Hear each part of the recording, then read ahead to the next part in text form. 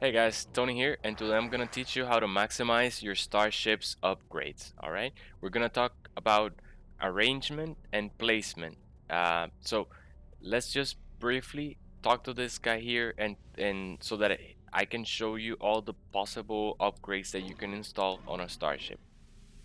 So there is the Pulse Engine module, there's a Hyperdrive module, there's a Shield module, a Photon Cannon module, and then there's gonna be one upgrade for each of the weapon types.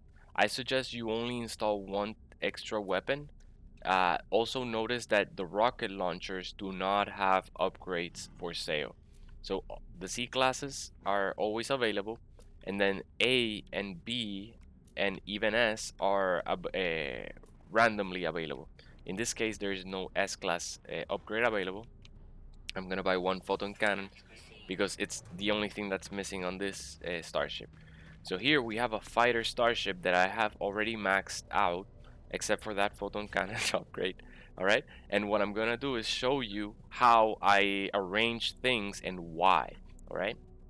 So first, the rule is that there are well, before I talk about the rule, uh, let's talk about the different types of upgrades. There are two types of upgrades. The upgrades that we buy from the vendor that we just saw, and then there are like this one. No, let me see. Okay, like this one. Notice that it doesn't say upgrade anywhere in the description. Well, it says Starship rocket upgrade there in the label. Okay, my bad. But the difference is these blueprints are taught by the space anomaly, and you buy them using nanites as blueprints. Blueprints that you install yourself. Um, like if you press X, like all these that appear here are those types of blueprints. Notice that we cannot install S-class upgrades. They already have their their class assigned to them, and it's a constant. All right, so those are the two major differences. There are technologies here that are installable, and then there are upgrades that are purchasable from space stations. You can also find, excuse me, you can also find upgrades in damaged machinery that you find scattered across the planets. Sometimes NPCs also reward you with upgrades. Alright? But that's the main difference. The rule is, now let's talk about the rule, is that in each slot, notice there are two tabs. There is the general and the technology slot. In each tab, you can install 3 upgrades. Upgrades being the ones that we buy from the space station. There is no limit on how many of the installable tech you can install in one slot. So technically, I could install all the techs that are allowed um, to be installed directly like that in one inventory slot. All right. So how do we figure out how to use this rule and achieve the best configuration possible? Well, the general slot will accept all types of items. Items in technologies, it doesn't matter. But the technology slot will only accept what technologies, right? And it's very limited. It'll only have let me see if it says anywhere. I don't want to count. Okay, 3 times 1, 2, 3, 4, 5, 6, 7. It'll only sustain 21 technology slots. So what I do is I start installing all the upgrades, and I try to line them up so that vertically, because there's also an adjacency bonus that gets affected. So if you have an S class upgrade, you want it to be neighboring uh, the highest level of upgrade possible. All right. So since we can only install 3 upgrades per inventory, then the next 3 warp drive upgrades will be installed on the general slot. And what I do then is I then try to install in the general slot all the maximum all the other installable text, the ones that we learned from blueprints from the space anomaly. And notice that I put the indium drive between an A and an S class. I'm trying to maximize their adjacency bonus. The one that has no, the hyperdrive does give an adjacency bonus, but since it doesn't have a class, it's not the best. It's not. So the adjacency bonus from an S class is better than an A class. All right. So you try to maximize, make sure your S classes are surrounded by the highest possible upgrades that you can. Um, so that's all the hyperdrive technologies that we can install. Now let's look at the pulse drive. The pulse drive, again, we have three upgrades here because I want to minimize the space in the technology slot so that I can make space for the most available upgrades that I can here. Upgrades being those that we just bought. It's so confusing, the difference, because there's no different term for them that I can see. They're all upgrades, but they're different. Okay, never mind. I don't want to confuse you anymore. So the pulse drive, again, we start the same way. We install three upgrades, three S-class upgrades in the technology slot, and then we move to the general inventory, install three more, and then the rest are the ones that we install manually. We have a sublight amplifier, and then we have the instability drive, and then the regular pulse drive. Notice that I try to maximize again the adjacency bonus by uh, having the S class surrounded by an A and by another S. Next, I do the shield. You can look at the shield. The thrusters don't have any upgrades. You can only install these three tech, so I just put them here. But you can put them in the general slot, and it won't make a difference. But you'll see that in the case of starships, following this pattern, you'll end up with more slots in your technology slots available, because as we saw in the beginning of the video, there's only so many installable upgrades that we can do. So we're limited to the warp drive, the pulse drive, the shield, and then either weapons. You can use uh, either of the optional weapons, and then the photon cannon. Photon cannon is a mandatory tech. We cannot. Here's the regular photon cannon. We cannot destroy it. I don't know why it's letting us. Maybe that's new update. I don't know. I don't want to destroy it, but it used to not let you destroy the photon cannon. Maybe it does now. I don't know. So don't take my. We can find out later, and I can reload. But I recommend you install the positron ejector. The positron ejector is like a shotgun energy blast at short range, and it one shots any enemy. Oh my god, it's so devastating at short distance that you're not gonna wanna uninstall it after you start playing with it. And the only drawback is that the range is limited, but that's why you have your photon cannon, and that's why you have your rocket launchers. So you start with your rocket launchers, fire them at the enemy, and then when they get close, you switch to the positron injector and totally devastate any other enemies around him. The rocket will one shot whoever it hits, especially if it's installed on a fighter starship that's already S class and it has a high damage potential. So those are you notice that we already maxed with the shield, with the pulse and the warp drive, the photon cannon, and our positron ejector. We already maxed out uh, our our slots, our upgrades for the technology slots. So we're left with 1, 2, 3, 4, 5, and 6 slots that we can install whatever tech we want. So that therefore I installed the rockets that are only adjacency bonus is they're the only two upgrades that we can do. A teleport receiver that's independent, there's no adjacency bonus to that one. And then these, because there are already three, and their adjacency bonus is already maxed at 3. Now the rest is the same idea.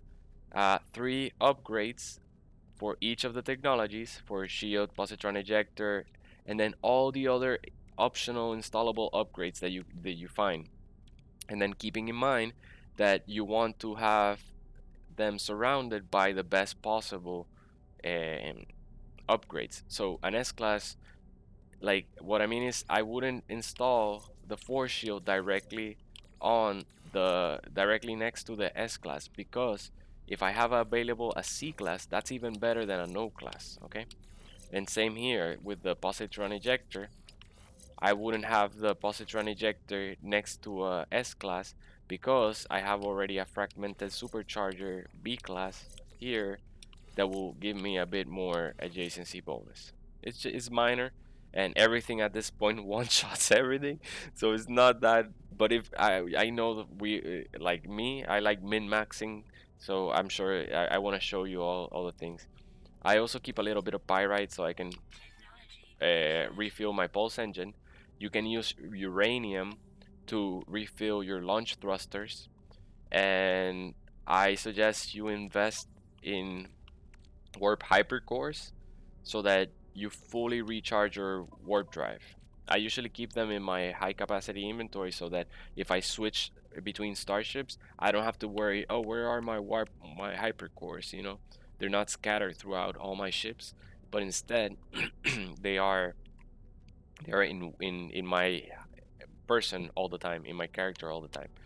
All right, so that's it. That's pretty much all that I can say. Like later, all you're left is with like the economy scanner, the conflict scanner, any other optional things that you want to install. That's pretty much all the technology we have available. Like this one, the teleport receiver, and then you can just place them wherever you want. I put them here because it seemed convenient, but again, it can be wherever you want. Those are not affected by any adjacency bonus or anything like that, and they don't interfere with the other upgrades at all, so totally independent. So here is the hypercore. We just replenish the hypercore, and I just want to show you like the effect of this ship. Let's see if we can engage some kind of enemy, but it's a very fast ship. I'm just gonna show you how fast the pulse drive. I really like upgrading the pulse drive because it just, well, there's only one planet in the system. Let's go to another one. If you stay with me, I've given you all the tips, so don't forget to like, subscribe, and share the video. Hit the notification bell, it really helps me out.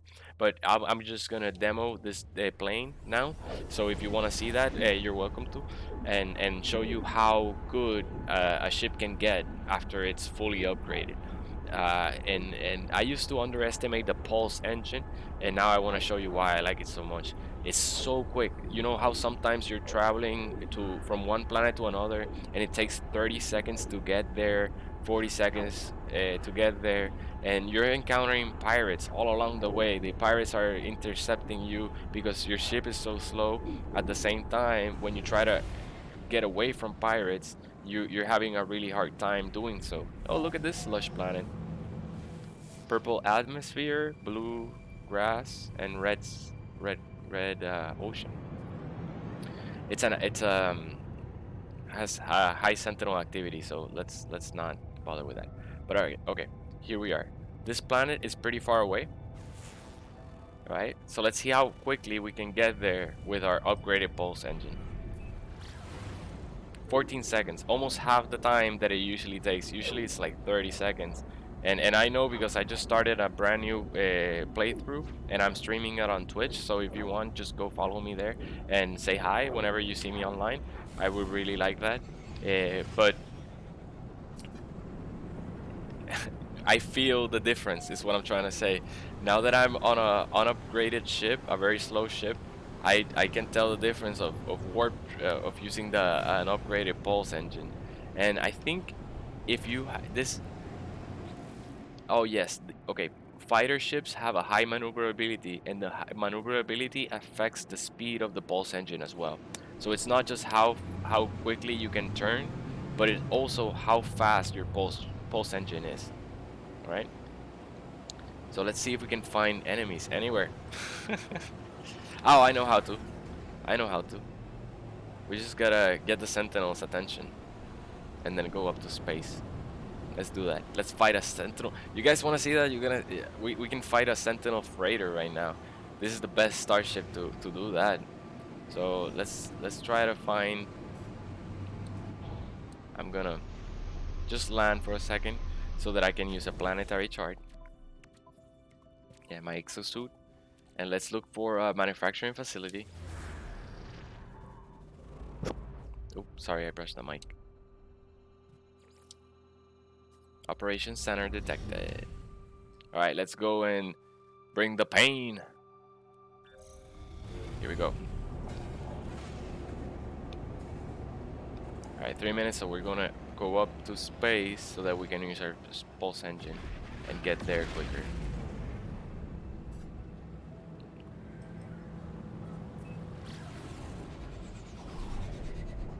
Alright, almost there.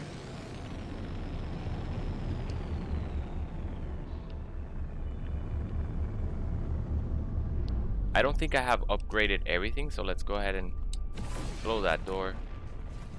So if you're starting out and you still don't have a grenade launcher to blast the door of a manufacturing facility open, what you can do is use your Starship's rockets. The first starter ship is equipped with rockets, and you can blast through that door. I think it's not rendered well.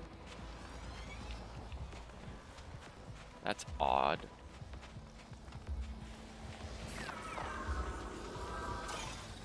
Well, here it is. Here's the door.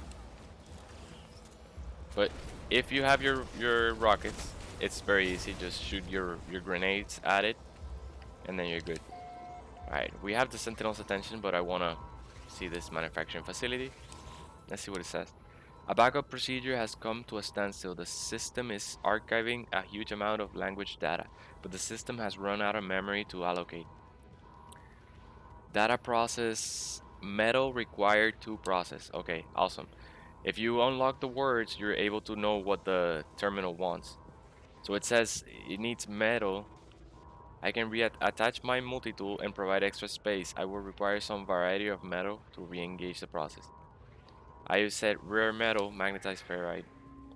The process completes and extends my knowledge of the language of the electronic forms. Maybe. That's odd.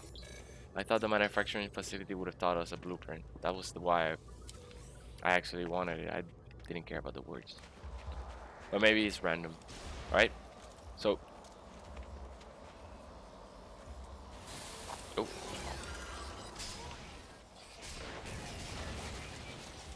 This is the shotgun. I forget the name of it. It has another name.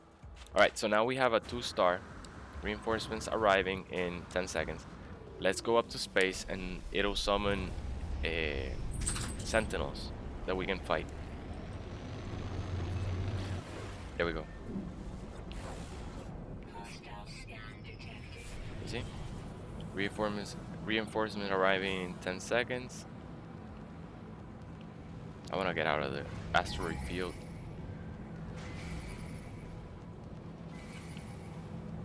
If you get enough heat, they'll summon a freighter. So you fire. Oh, look, they're stronger. But that's how easy with an upgraded starship. Usually pirates get one-shotted by the rocket, but I guess the Sentinels are a bit stronger. Reinforcements arriving.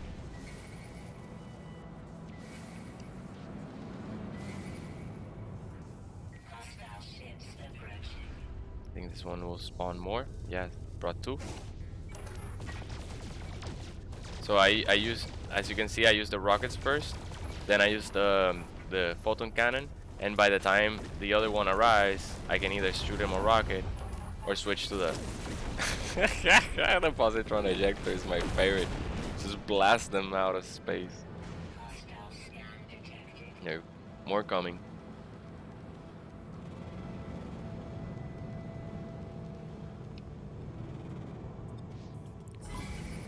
Alright, here they come.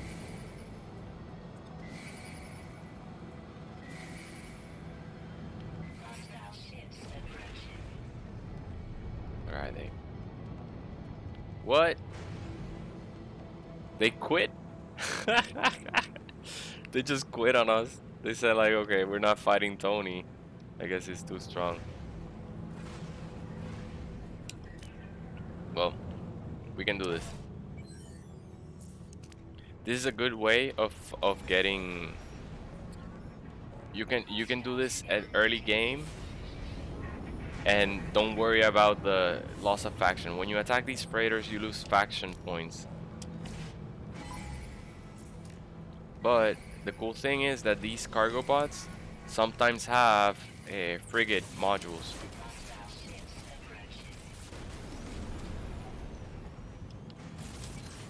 And like you cannot go negative in standing. So before you rank up with their faction, you can just go ahead and there they are.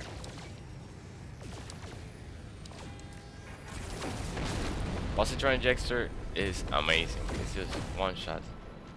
New item, explosive drone. Okay, I'm just gonna show you the Positron Injector and leave it at that. I'm not gonna save because the Korvax are not happy with us anymore. Alright, come on. Show up. Where are you guys?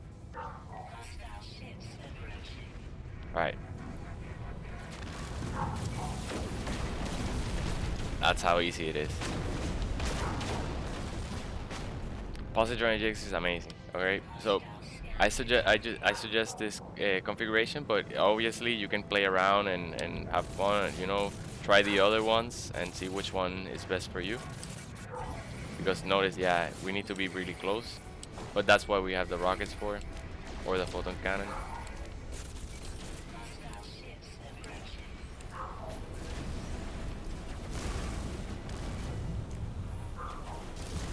But you can become your own space pirate, especially early game, where you don't care about standing and faction points. But if you max it out like I did, you probably won't want to be fighting freighters anymore. Look at that. 19,000 damage. That's crazy. Alright, I'll leave it at that, guys. Oh, wait. We're almost at the freighter. Let's see if we can get the freighter. Why not?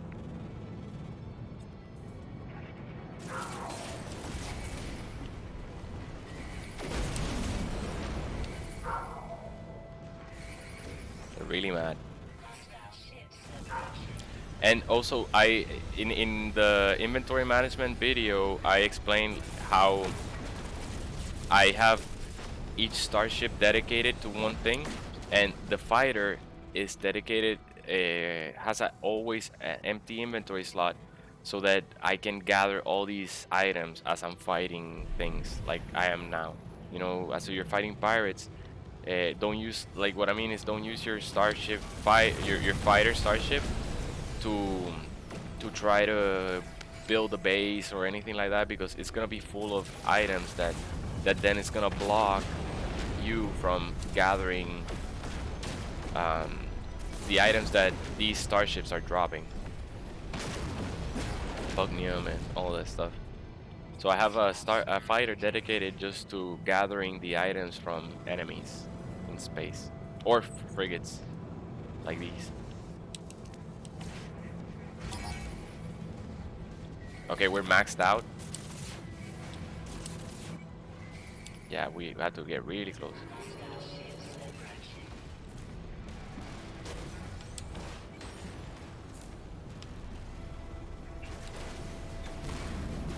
Look at this. Look at this.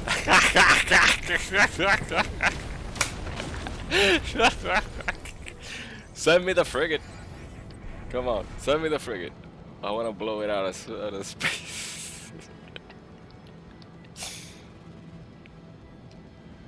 Where is it? They're like, I don't know how we can deal. I don't know, Atlas. How can we take on Tony? The anomaly has gotten out of control. There is no more containment procedures. Hostile ship in range. Where's that freighter? They summon a they summon a freighter. Where's the freighter? Ah, here it is. Look at that. Ouch. Okay, let's take on this freighter. I'm gonna switch so I can see their weapons better.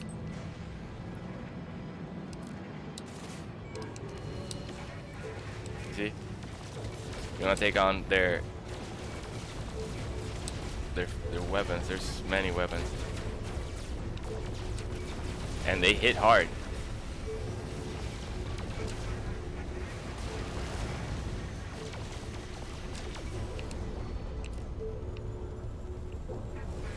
Ah, he went behind the ship.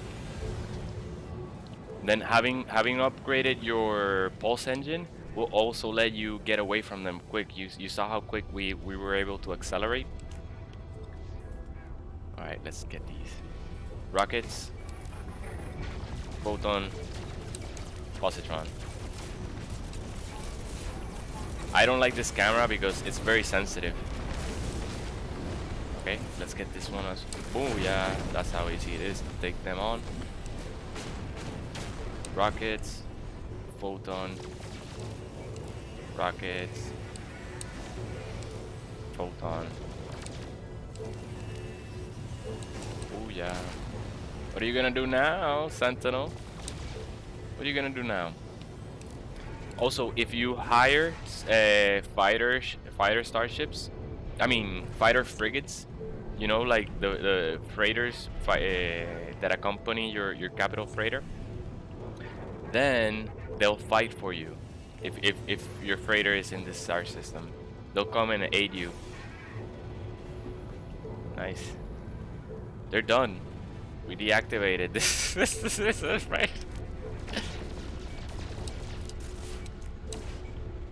What are you gonna do now, Sentinel? Is that a weapon? I don't know.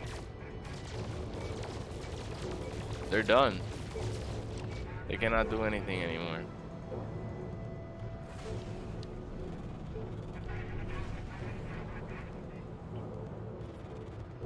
So this is how you become. Oh look, it has uranium. Don't forget the drop pods. It has loot for you. Nice. A lot of platinum. Early game, you get this strong and able to take on these guys, and you can make a killer profit. Look, gold. And it gives you quite a bit of it. 500. Look at that. Our inventory is full. Yeah, yeah. These items are expensive. Look, 375,000 units. And we got a lot of them. Very good, very good. So yeah, man, this is how you become the biggest threat in the entire universe. Hope you enjoyed this video. I'm gonna leave it at that because it looks like the Sentinels can't do anything else. They're like, no. But yeah, don't forget to like, subscribe, share the video, hit the notification bell. And this is Tony signing out. I'll see you on the next one.